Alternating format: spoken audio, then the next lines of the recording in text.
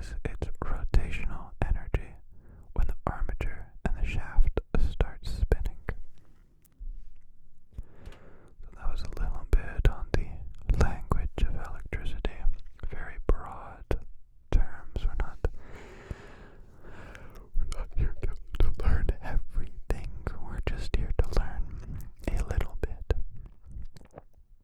So the structure of matter is supposed to help us understand why this electricity even wants to move from point A to point B. There must be something causing this movement. And when it comes down to its complete smallest unit, it always goes back to an atom. So matter, an element. It has electrons, it has protons, it has a neutron, but most importantly, it has the electrons. These electrons, they flow around the nucleus. And if a neighboring nucleus has more electrons, those electrons may travel and bump into that first neutron. That would be the movement of electricity.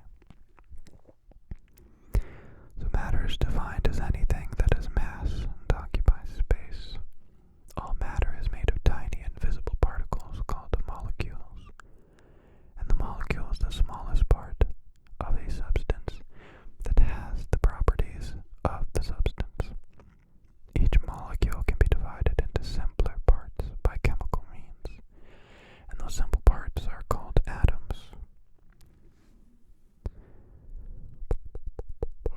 How much do we want to talk about the structure of matter? So,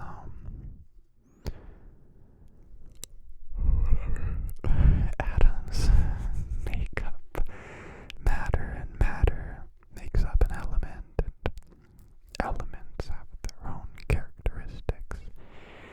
They make up things such as copper, which is a very good conductor of electricity, and elements can also make up things like rubber, which is a very good insulator of electricity, and it would not let it pass.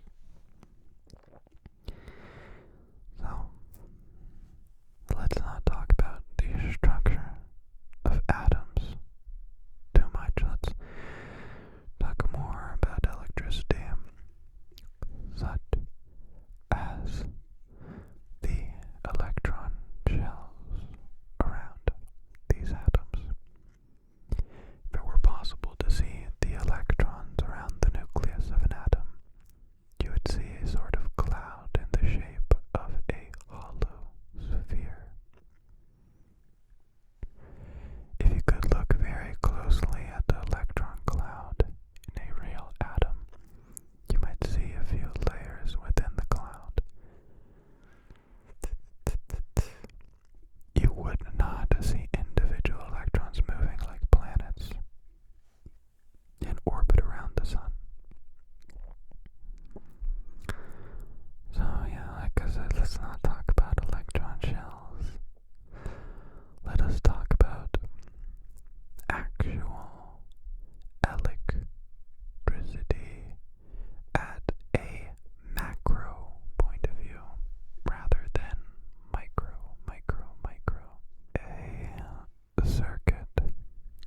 In a circuit, electrons flow along some kind of path in going from one point to another. This path is called a circuit. If the path has no gaps to stop the flow of electrons, the circuit is said to be complete. If the path has a gap that the electrons cannot cross, such as a break in a wire, where the ends are separated by air, the current is said to be open. If another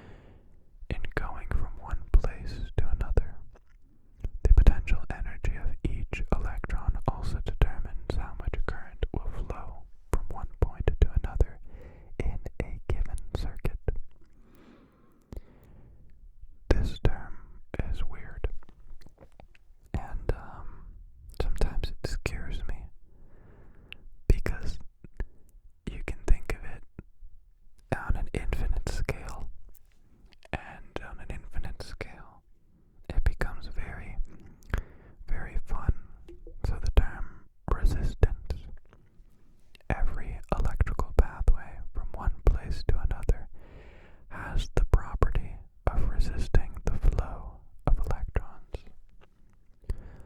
Some pathways resist the flow only slightly. For example, a thick copper wire offers very little resistance. Other pathways, for example, like an air gap, offer great resistance. The greater the resistance, the less the current for a given potential difference.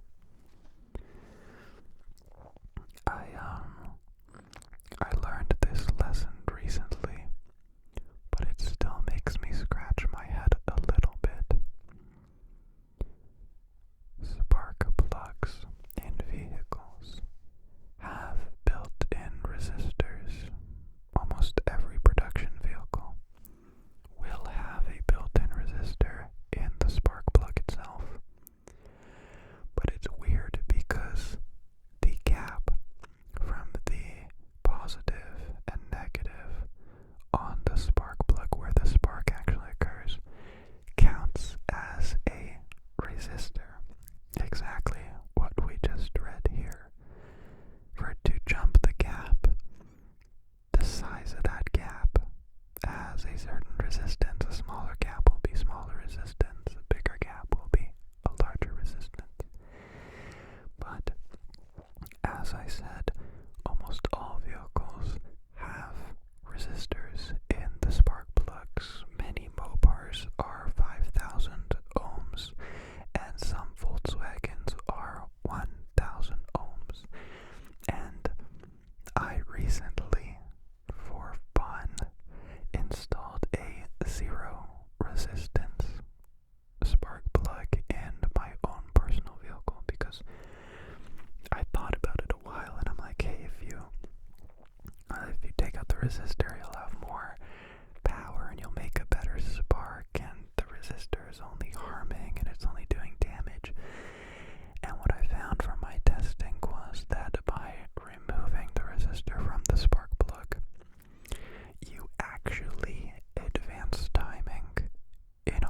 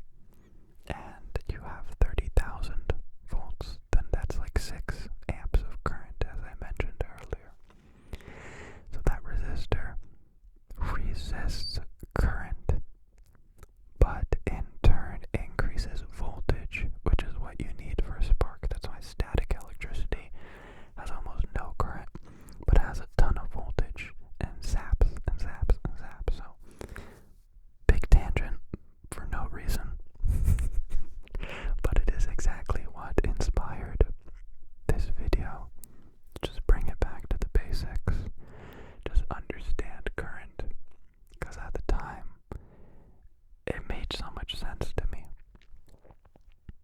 And it just goes to show how being confident about something doesn't necessarily mean you know something.